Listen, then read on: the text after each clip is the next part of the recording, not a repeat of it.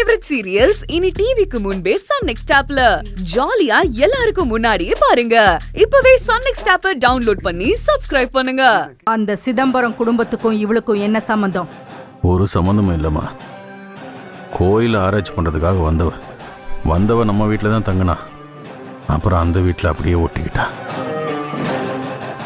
இப்போ அவ தான் அந்த சிதம்பரத்துக்கு பேத்தி மாதிரி. நாம் அந்த குடும்பத்துக்கு என்ன கெடுதல் பண்ணாலும் உள்ள புகுந்து அதை கெடுத்து விட்டுக்கிட்டே இருக்கா. என்னமோ அந்த ஒட்டுமொத்த குடும்பத்தையே காப்பாற்ற வந்த காவக்காரி மாதிரி. ஆமாத்த, சொல்ல போனா இன்னைக்கு பஞ்சாயத்தில் அப்பாவுக்கு தண்டனை கிடைக்கிறதுக்கு காரணமாக இருந்ததே அவதான்.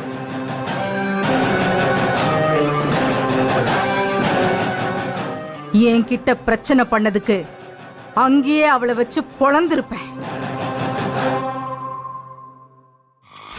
ஆனா நான் வந்த பிரச்சனை வேறங்கிறதுனால அவளை விட்டுட்டு வந்துட்டேன்.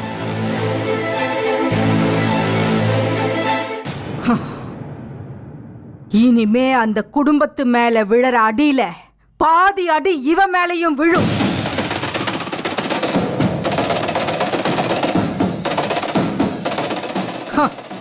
அது தாங்காம அவ இந்த ஊரை விட்டே ஓடணும்.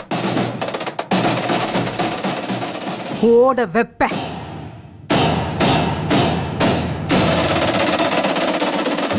இன்னைக்கு ஒரு பொழுதுதான். நாளைக்கு விடியறப்ப அந்த சிதம்பரம் குடும்பத்துக்கு பெரிய சாவு மணி அடிக்க போறேன்.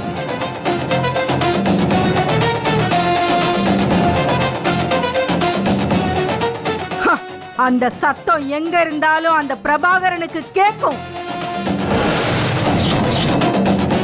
கேட்கும் கேட்கும்.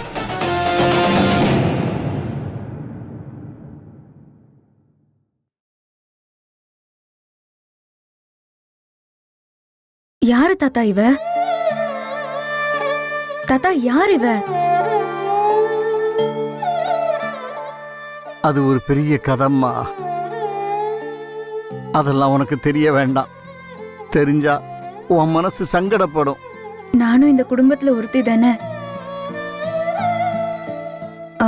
இல்ல, இந்த குடும்பத்துல ஒருத்தி மாதிரி தானே. என்கிட்ட சொல்லக்கூடாதா தாத்தா? இந்த ஊருக்குள்ள என் குடும்பமும் கலிவர்தன் குடும்பமும் பெரிய தலைக்கட்டு குடும்பம். 30 வருஷத்துக்கு முன்னால எனக்கும் அவனுக்கும் வாக்கியா தகராறும் வரப்பு தகராறும் அப்பப்போ வந்துகிட்டே இருந்துச்சு. 2 குடும்பத்துக்குமே சண்டை பிரச்சனைன்னு போய்கிட்டே இருந்துச்சு. அது கொஞ்ச நாள்ல ஊர் பகையா மாறி ஊரே 2 ஆகிற சூழ்நிலை ஏற்பட்டுருச்சு.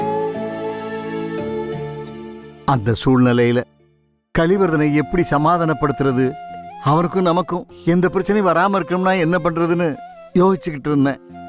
அந்த நேரத்துல தான் கலிவர்தன் அவன் தங்கச்சி காஞ்சனாவ என் மகன் பிரபாகரனுக்கு சம்பந்தம் பேச வந்தான். ஒரு நிமிஷம் தயங்கினா, சரி 2 பேருக்கும் அப்பப்போ ஊருக்குள்ள தகராறு வந்துகிட்டே இருக்கேன்னு இந்த சம்பந்தம் நடந்தா நல்லது தானேன்னு நினைச்சு சமாதானமா போயிடுவோமேன்னு அந்த கல்யாணத்துக்கு நான் சம்மதிச்சேன். சம்மதிச்சது மட்டுமில்ல, ஒரு கோயில்ல வச்சு ஒப்பு தாம்பாளம் மாத்தினா. அதுக்கப்புறம் மனசு மாறக்கூடாதுங்கிறது இந்த ஊரோட கட்டுப்பாடு. அதே கோயில்ல கல்யாணத்தையும் வச்சுக்கலாம்னு முடிவு பண்ணி பத்திரிக்கை அடிச்சு ஊருக்கெல்லாம் கொடுத்துட்டோம். இந்த கல்யாணம் எப்படியெல்லாம் நடக்க போகுதுன்னு நாங்க மட்டுமில்ல, இந்த ஊரே எதிர்பார்த்துக்கிட்டு இருந்தாங்க.